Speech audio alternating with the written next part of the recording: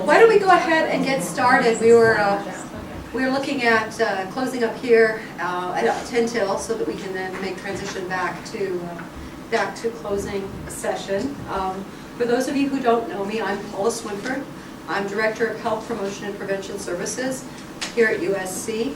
That's part of the Division of Student Affairs. I also, I think, as part of my introduction, need to tell you all that 2 of my 3 degrees are from the University of Illinois at Urbana. So when that was coming up there in the keynotes presentation, I was like, I wanted to shout out ILL, INI, and realized I was in a room full of Trojans and probably wouldn't do that. But international students have been really a part of my career since being a resident advisor in Wardall Hall at U of I as a junior, and realizing that some of the women on my floor had come halfway across the country, and inviting them into that campus community. It was an all-girls, supposedly non-visitation floor, which was fascinating. Those things are antiques now. But I'm really excited this afternoon to share this presentation with my colleague Ann Kaufman and you all, and to spend some time looking at a particular nuance of the international student population, which is health. And I want to leave plenty of room for questions, so we have about 18 slides, some background, and then a few data points, and then I'm curious about what you perceive as implications for this and where this goes. So with that, did anybody see that wonderful Qualtrics presentation just a few moments ago? Ann did a lovely job. That was great. Really great. It was good. So a bit of the abstract. The American College Health Association, the NCHA survey was developed in 2000 to really help institutions of higher education look at, and I think this is a really important piece of this, to understand some of the complexities surrounding health of student populations. And so this does not look at any one individual student. It's not a medical record. It doesn't talk about individuals. This instrument was designed from a public health to really understand populations. And someone was explaining to me recently that the human brain is not wired to understand populations, that we can really only perceive one thing at a time, and we're really lucky if we can even wrap our heads around 30 beings, that anything over 30 doesn't make any sense to us in terms of just how we conceive the world. So as you look at this, we're going to really be thinking in terms of populations, and I think what you'll probably do is instantly relate it to the one student you know, because that's how we do this, but hopefully it will get you thinking about your populations. We're going to spend a little bit of time talking about the instrument because it's an interesting instrument. It's been around 10 years, and what it does and doesn't do. I'll do a little bit of introduction around the Ottawa Charter for Health Promotion and how it fits into that big picture. We're going to have 4 or 5 slides that talk about the difference between domestic students and international students. And as our keynote speaker addressed, they are different in terms of how they interact, what their levels. I was thinking when she was presenting, we don't look at the level of assimilation or the level of marginalization in terms of all of this, and that probably affects this data. Just another level. And then hopefully we'll spend the last few minutes or so thinking critically about what this data means in terms of decision making. We are all on, whether we like it or not, this is a time, I think this is always true, but we're on a time of limited resources. So the question is, what do we do? Where do we focus? And yes, everybody would like to do everything all the time, but a public health background, I'm always looking for maximizing the benefit for the most. You know, the good of the many, and what does that mean? A brief moment on the Ottawa Charter, and I felt like it was appropriate to bring this in at this particular assessment symposium because the Ottawa Charter is the grounding document for the field of health promotion. In 1987, the World Health Organization convened the first international conference on health promotion in Ottawa, Canada. And out of that came a 4-page document that not only defines health in terms of social justice, but it also really looks at what it means to promote health. And that's we have, my opinion about the American bias around what is health. And I would say that having traveled somewhat internationally and my own interactions with citizens of the world, that in the United States we get very, very caught up in health being about health care. And we forget that, in fact, the predeterminants of health are usually very little about health care. In fact, there is no correlation between numbers of doctors and level of health in a population, something we forget when we have a large medical school.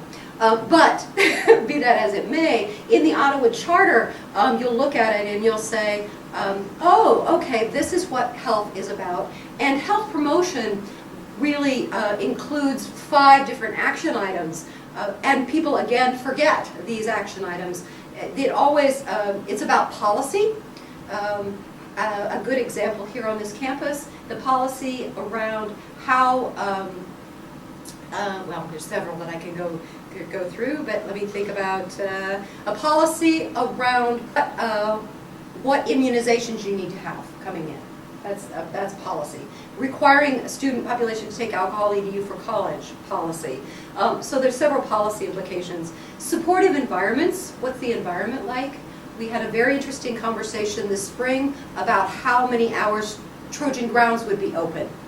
And people were like, well, what's that got to do with anything? Well, the built environment, we know that if there are 24/7 options, that on campuses where there are lots of 24/7 options that are non-alcohol related, there's in fact a reduced risk of alcohol consumption. And so, Trojan grounds is important to me, and many of them. Community factors, what your community is telling you, what kind of support factors you have, how your community perceives health. I think that I always think of the community factors, and I can't help thinking about Jennifer Sue and all the sports interactions, that there's a lot of community messages around health around sports. Many people, when they think of health promotion, think only of this last, developing personal skills, and that's really what health promotion is. In fact, that's only 1/5 of the equation, and even personal skills are not about providing information. And you'll see on some of these, the way that we go about addressing these issues are not to send out an email to all, how many, 8,000 international students and say, by the way, you should do this. But how do you go about really developing skills in an individual? And that changes, as we all know, culturally, that there are cultural contexts to skills development. And then the last, and the assessment of the Ottawa Charter actually says that many countries have moved forward on this, but it's a struggle, and that is the question of really reorienting health services towards prevention, so that when you do come in contact with a healthcare provider, that provider can help you prevent or reduce your risk around factors, as well as provide curative care. Okay. Now, Anne is going to give a little bit of background on what is the NCHA and what it'll do. So the NCHA is the acronym for the National College Health Assessment, which is partnered with the professional organization, the American College Health Association. This is a nationally recognized survey instrument which enables colleges and universities to collect comprehensive and confidential data about students' health behaviors, their beliefs, and their perceptions. More than 8,000 students from across the country, from over 550 colleges and universities, have participated in this survey since 2002, and USC has used this instrument from the beginning. So USC has participated for 11 years now, 10? 11. That's a long time. The NCHA measures 10 areas related to student health and includes questions about students' general health, disease and injury prevention, how health-related behavior impacts their academics, students' alcohol, tobacco, and drug use, as well as demographics and student characteristics. In addition to the standardized questions that the NCHA uses, they also allow for unique questions to be tailored by the university to include at the end of the survey. So last year, the survey results that we're discussing today allowed for the Office of International Services and the Counseling Service, in collaboration with Paula's office, to ask questions that we were interested in, and including questions about acculturation, campus involvement, other mental health questions that the counter was interested in, and that allows us to compare the responses to these results with overall student health of international students at USC.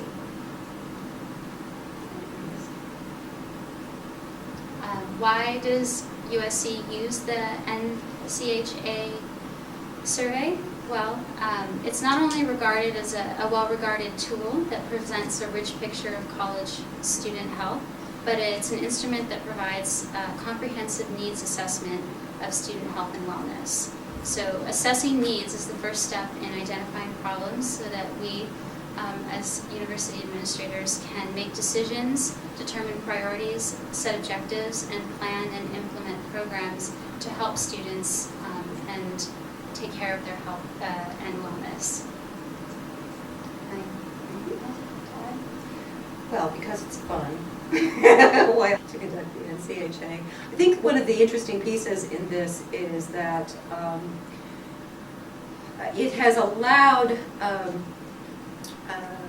as with many assessments, let's see, with the process of assessment, there's always anecdotal information or mythology or stereotypes that go into, well, this is this or this is that, or those types of things. Sometimes there's bits of information that exist in different places.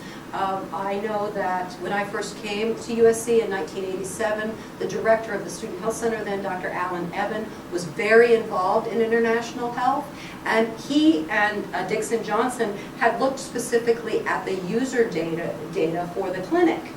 So because of, again, the way the healthcare system is set up in the United States, at that point in time, and I haven't looked at this recently, the clinic use was more heavily international students than it was domestic students. Many of the domestic students were, well, USC at that point in time actually drew from about 5 counties in Southern California, so it was a very different institution. But as you can imagine, clinic user data creates only one piece of a picture. Because the students who are going in have a need, so it's a different point and it's a different subset.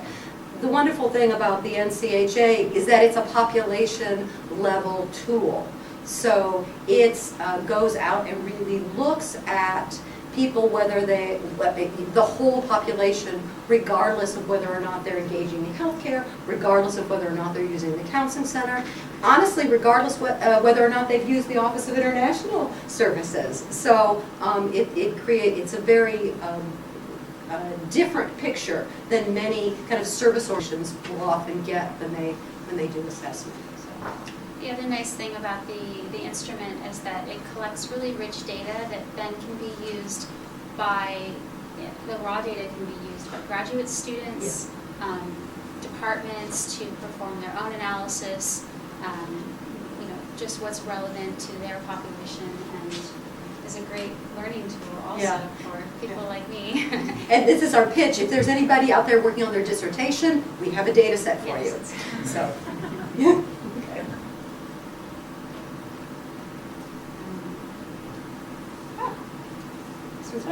Okay.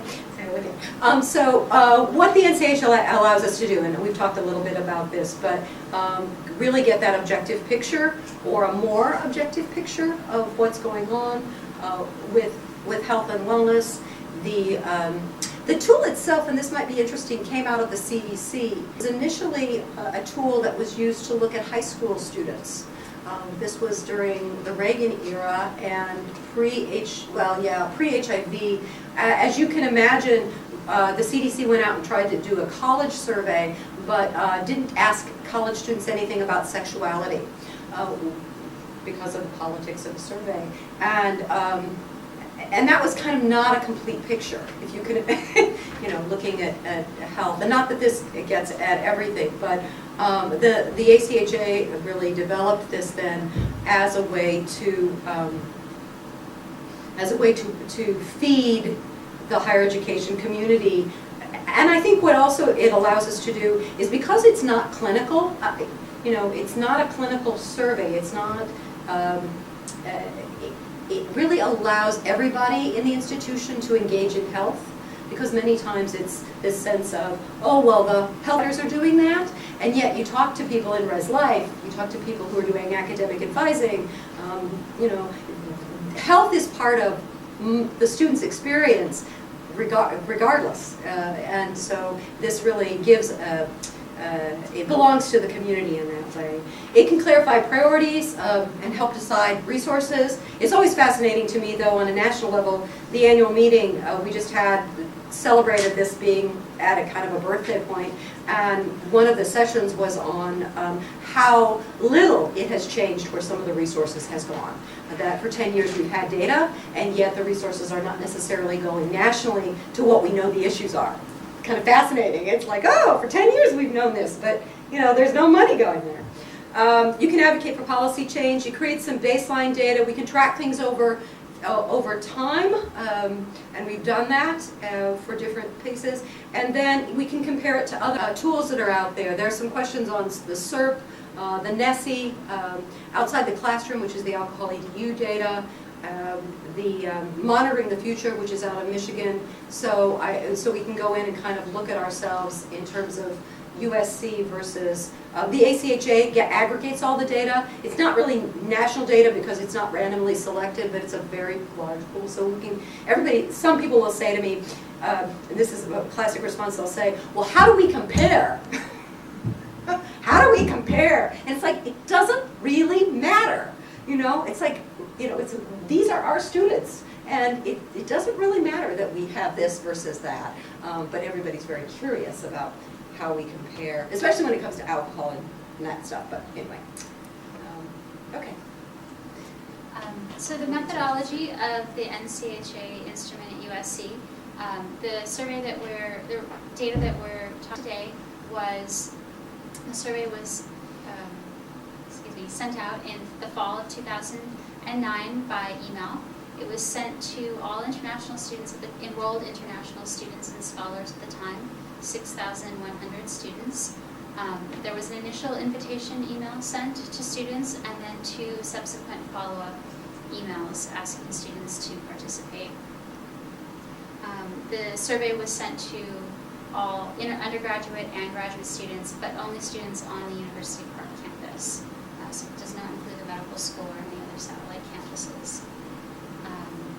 We received 978 responses, which is about 16% of the international student and scholar population on UPC at that time. As an incentive to participate, every 25th respondent was given a $10 iTunes gift certificate, and at the end there was a drawing held where 10 respondents received $100 Visa gift cards. Yeah, and then we are going to, when we present today, just to give you, again, because people like to compare, and Ray's in the room, so I'm going to be really careful to tell you that this is not apples to apples, but we're going to take the survey group of all USC students, so you can get a little bit of sense of how different populations respond to these questions. So what? And a little break here for you to look at the beautiful desert. And what I want to remind you of, why this is a transition, is that there is a lot of data that exists off of this NCHA survey, and we're going to look at one stone on the top of that one pillar that's about this big. So there's a lot there to learn, and I'm not going to make a lot of conjecture about all the data set, but we're just going to look at a little piece. Okay. And so as you can see from the respondents' the total USC international student and scholar population. The students who responded to the survey pretty closely represent the total USC population. However, USC international population. And although the results are a little bit overrepresented, there's a little bit of overrepresentation by graduate students, female students, and engineering students. But citizens of China and India are very close to the actual numbers, and those are our two largest international student and scholar populations. So one of that often comes up, logically, people will say that, people will often say that health and learning are linked, that the healthier you are, the better you're able to learn. And that's one of those grand statements that I like to bring down. It's like, so really, what are we talking about? And one of the items on the NCHA, which has really gotten a lot of press and interest, is what are the health factors that are impediments to academic success? And the particular survey item asks if any of these issues, health issues, have gotten in the way of, have caused somebody to drop a class, get a lower grade, so on a project or in a class. And so that's how academic success is defined. And the website, you can actually look at the survey online, so all the items are there. But we were struck when we were looking at this that, again, what you have are the international students from the 2009 survey, and then the all students from right that spring. So the international students are in the fall, and the all students are from the spring. Again, not necessarily apples to apples, but gives you some reference points.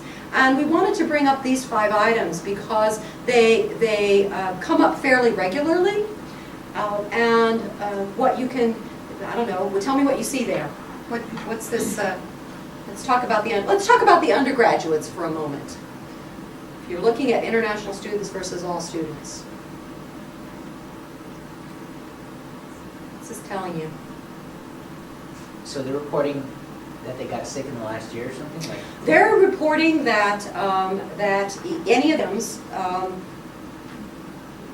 they checked those as causing them to get a lower grade in a class, drop a class, or a lower grade on a project. So talk to me about the undergrads. So Yes.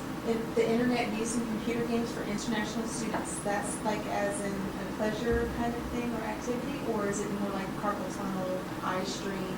It's not clinical. It's basically that they're saying that using the internet or being on the internet or playing computer games has caused them to get a lower grade in a class. Shopping, gambling, gaming, maybe it's writing, maybe it's Facebooking. We actually have added some interesting questions to begin to tease this one out. But this is, yeah. I think when you compare the undergraduate to the graduate students, that I think certainly maturity is a large, seeing those numbers drop and how they're affected by maturity. Mm-hmm. I think. I think I don't think I can safely say that, but right. that's sort of what I'm drawing from it. it also seems that they're not as nervous as all students either, right? The anxiety piece. Isn't that interesting, particularly in the undergraduates? I was struck by that, and this anxiety item that the undergraduate international students, that's 14.5%, and there's no p-values here and all that kind of stuff. But, I mean, we're looking at frequencies, yeah, versus all students. And so when we think about undergraduate international students coming, they're, one might say that they're coming with a level of, we often think that they're having to do acculturation, and that's more anxiety provoking. And yet they're saying that their anxiety is not getting in the way of their learning. A little counterintuitive. Yeah. But I wonder how much of that is that they don't really recognize what's anxiety and how much is maybe they're not really willing to accurately say? And this is where we get into a concept of health, which is pretty important to this survey, is that health is really is a self-determined issue. So if I don't think I'm anxious, and I'm not going to a doctor to take a test whether I'm anxious or not, in fact, if I don't think I'm anxious, I'm not anxious. You know, that we get to determine who we are as our health. But yeah, so there's no clinical indicator here, but they're saying anxiety is not getting in the way as much as using the computer, as using the computer, or having a cold, having the cold or flu, which I have to say, when I go back to that Ottawa Charter and the environment, if you think about where undergraduates live versus where graduates live, and the number of other tools that an undergraduate comes in contact with on a regular basis, like how many people have touched that door jamb as an undergrad versus a grad student who tends to be a much more isolated, specific population.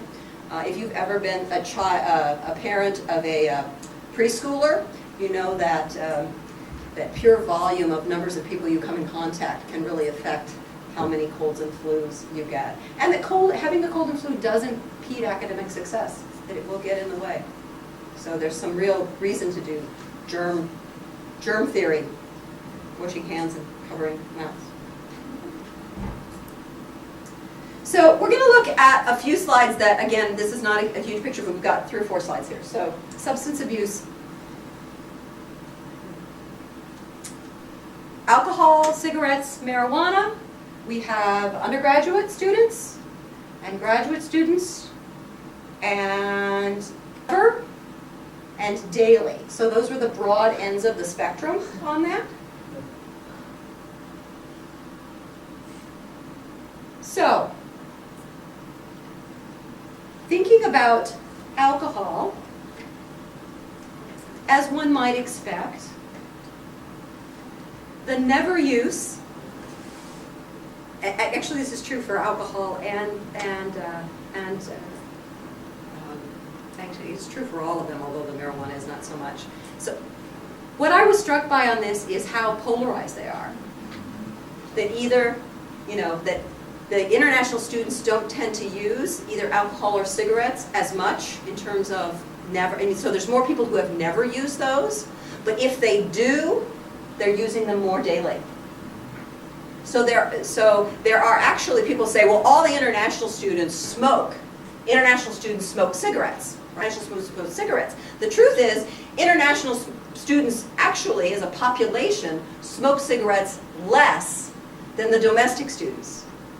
Okay? Because you have more never. But if they do smoke, they smoke more often. Okay? True also with the alcohol. So if you have an international student who you're concerned about with alcohol, the risk might be higher. And Julie, I don't know if you want to call you out on that. You want to comment on that one? Yeah, we were just You don't talking have to. earlier, you know, again, coming from an earlier session, Marshall tries to send our entire freshman class abroad, and, you know, just some observations we've had is, you know, sometimes these freshmen are, you know, overwhelmed with all the other domestics, and when they're having alcohol, we find that, or at least some of my observations have been some of the international students have gone a little too far, I think, but I think that's more of trying to be cool and fake friends. But I've seen some more extreme swings with the internationals that just wasn't behavior that I had witnessed in other areas. Yeah. And with the graduate students, I think generally, again, the same holds true. But the same holds true with cigarettes. It doesn't hold true with alcohol, and that may speak to that maturity level. It also, to a certain degree, I've always thought that graduate school is self-selecting. That if you haven't got those things figured out, you're not going to go to graduate school. So, not every time. So there's a little substance abuse info. Drinking and driving doesn't tend to be an issue here at USC as much when I look at the whole population. For better or for worse, the dynamics of this campus are that the students tend to walk over to the row. So we don't have a lot of getting in a car and driving somewhere. But drinking and driving is something that has been I would say it's very cultural to the United States. You know, that we've gone through 10 years of Mothers Against Drunk Drivers, right? Pretty I was actually in the residence halls in Illinois with a residence hall of 500 students when the law changed in Illinois, that my 18-year-olds could drink in the hall in the fall, and they came back in January of that year, and the drinking age went to 21. That was an interesting experience, to go from being legal to consume alcohol to being not legal to consume alcohol. That was like, everybody was a little, but culturally that the international students are more likely to get behind the wheel of a car in terms of drinking and driving. So different messaging, it's one of those things that we think, oh, of course that's not an issue. But this data would say that maybe with this population it is, yes. Do you think it's more like culture? Because in other countries, 18 years old is legally you can drink, and in other countries there's no problem of drinking and driving. Right, yeah, and again, this is not how much. Well, actually, it is how much. But I don't know exactly why, but I just know that it's something that if you're thinking about the domestic population, drinking and driving for domestic students at USC, we're like, oh, we don't have to talk about that. That's something that doesn't happen. But for the international students here, that is something you want to address. So, culture is part of everything, especially health. Paula, can we assume that these numbers are actually slightly higher because not everybody's admitting to this on the survey? That's a great question, Chrissy, because how do you validate the instrument? And what's wonderful about this instrument is that these questions have been used every which way but sideways and looked at in so many other ways that, in fact, we can assume that although these are self-report, that this is fairly accurate, that there's not a lot of hiding or shifting of the data. And it was interesting to watch it become even more accurate when it went online, because we used to do pencil and paper, and computer survey, people tend to be even more direct about what they respond. So it is self-report, but I feel fairly confident that this is a good picture. Well, I think this came up many months ago when we talked about this at a meeting, but correct me if my logic is wrong. If the comparison were international to domestic, where there are differences, they would be slightly more, right? Because the all students includes international. Correct. We can assume that would be the case. So Correct. if you have a 5-point difference, and if you took out international from the all students, it might Right. mean that those numbers are a little more wide in some of those cases. Yeah, and again, I'm not writing a dissertation on this, but that's exactly true. The all students is an all student survey. We didn't take the international students out of the all students. So it might, if it was proportional to population, but it might be 16, 18% Right. international. I have a couple more. Not to disappoint, let's talk about sex. And I think that I was thinking about our peer health educators and how one of the diversity issues that we may need to just talk about more as more international students get involved with my office and as peer health educators, and that is perceptions around what sexual behavior.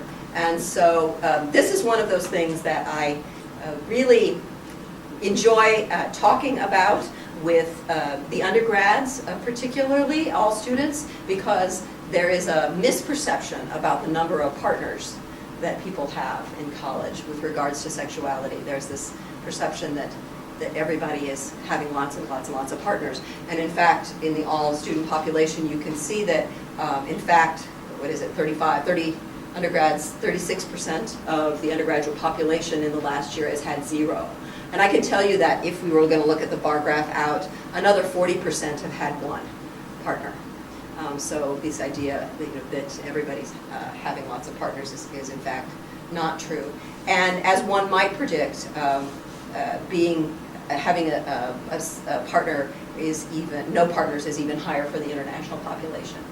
Now, one of my international peer health educators told me, he said, but it doesn't mean we want it to be that way. Like, okay, you're right. It doesn't say, it's just what it is. And again, looking at contraception, struck by the difference in particularly the acceptability of condom use and of in the international population as opposed to the domestic population, and birth control pills, you know, how that the domestic students actually contracept differently.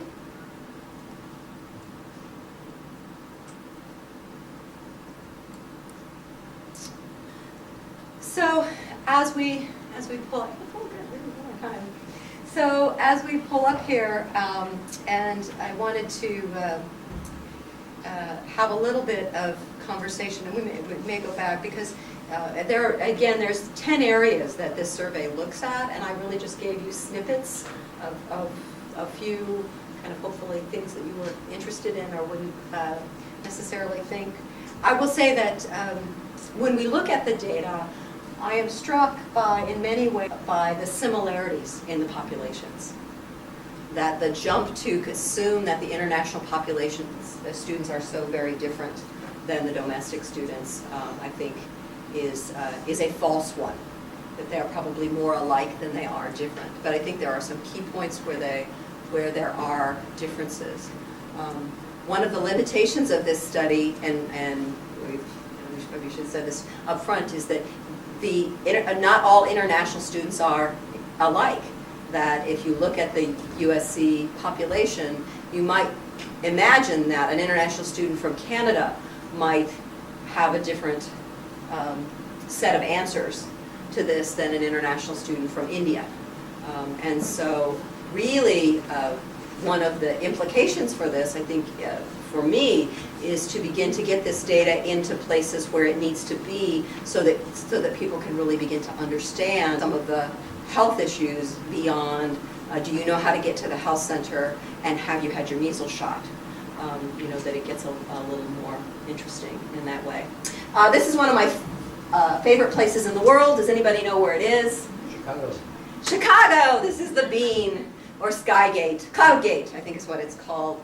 And I love it as an implication image because it depends on how you look at the data, and it's a really wonderful, wonderful place. That little body right there, that little body right there is my niece, who was born in China and was adopted at 3 months and is now 7 and is quite the Chicago native, and that ended up in the Chicago Tribune with, you know, her name in the paper and under the bean.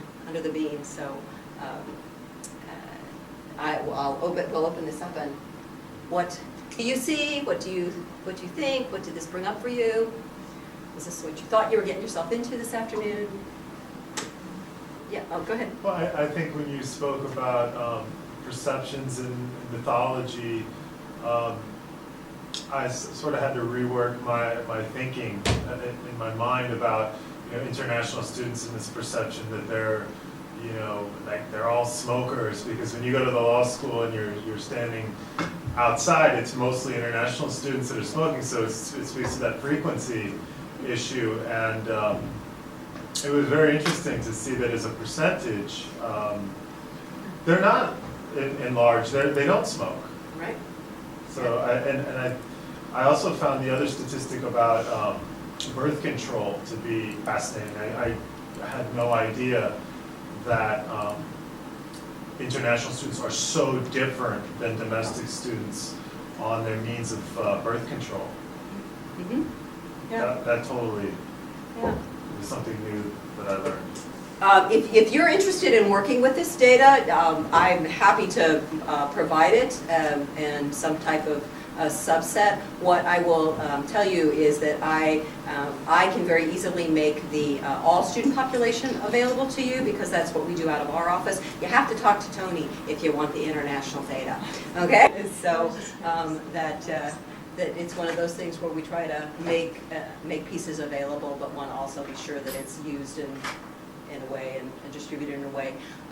I'm really proud of the University of Southern California because we put our reports online, and you can Google ACHA, NCHA, and look at the different institutions that make it on make it available online, but a decision was made fairly early on that it's really silly to collect this data and then leave it sit in somebody's office. So it's not a fancy report, but there is a report, and I was at, where was I at? Marshall. I was watching final reports, and it was really, a professor had invited me in, and it was really funny because one of the students had come in and used the NCHA data, and I could see her face when she got up to present her final paper with her teammates and everything, and she's like, oh my goodness, there's the lady I got the data from. And she was like, oh, did I get it right? But she did a really good job. But it changes population, it changes conversation when you begin to think about populations rather than what we lovingly call the N of 1. And the institution does a lot of, I think, a lot of decision making around the N of 1. Which is, there was this student, and this student needed blah, blah, blah, blah, blah, blah, blah, and now we're going to rework everything because of the N of 1. And that makes me crazy, because there really is much more smarter decision making to be made if you're thinking a little more at different levels. There are items on that, and so we pull that up. I will tell you that I've had an interesting conversation recently about suicide prevention in general in higher education, and we've had this. The data would say, it says fairly clearly that in fact being in higher education is a protective factor for suicidality. That if you match population and take a 21-year-old who's washing dishes at Islands and not in higher education versus a 21-year-old in higher education, that there's something about this environment, this population, that is a protective factor for suicidality. And yet, if one student commits suicide at an institution, it's the whole institution that gets to be looked at, so they tend to get a different play. But there are items on, I don't remember them right now, but we'll see what Anne's got. Do you have the exercise question? I don't have the exercise question. I do have a report of body mass index for international students. Undergraduate students, about 77% of undergraduate international students and scholars are 77% are a healthy weight, 9% are overweight, and only about 2% are obese. Graduate students, 67% are a healthy weight, and 17% are overweight, and then 3% are obese. I don't have the data in front of me of how that compares to the whole population, but it fares better than domestic students. Right. You want to look at the suicidality question, at least to show you where I'm going to show people where each other.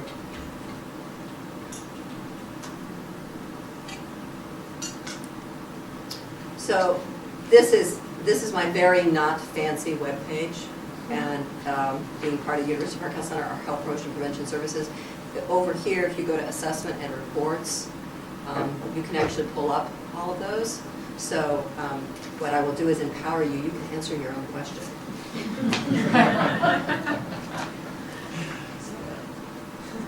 Other implications, like what does this stir up for you? We'll find the suicide question if we we tend to do the whole UPC population 1 year, and then the following year do a specific population. And so spring of, oh my goodness, am I going to say this? Spring of 2012, we'll go out and do the whole university population again, the whole population, and then spring of 2013, we're going to go back and look at international students specifically, because we learned some things about what we'd like to do a little differently, of course, and with your blessing, we're going to go back out and see what we can do in those two places, and track a little bit. So that it's already on the books.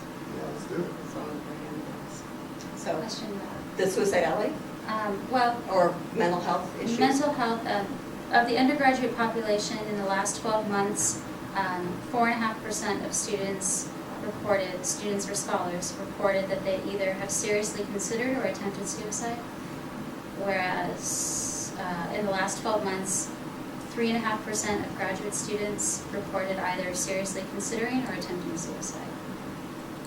And again, if you went back, That was international students? International students. I don't have the data for domestic in front of me. And again, I will empower you because it's right there.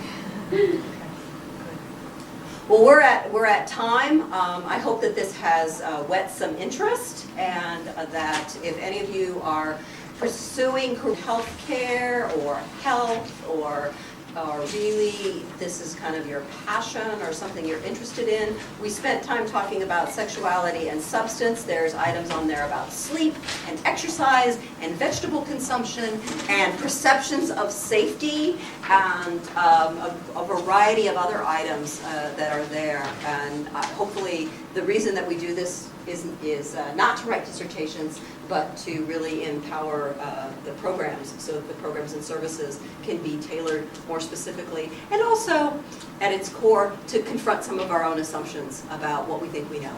So thank you all for being here.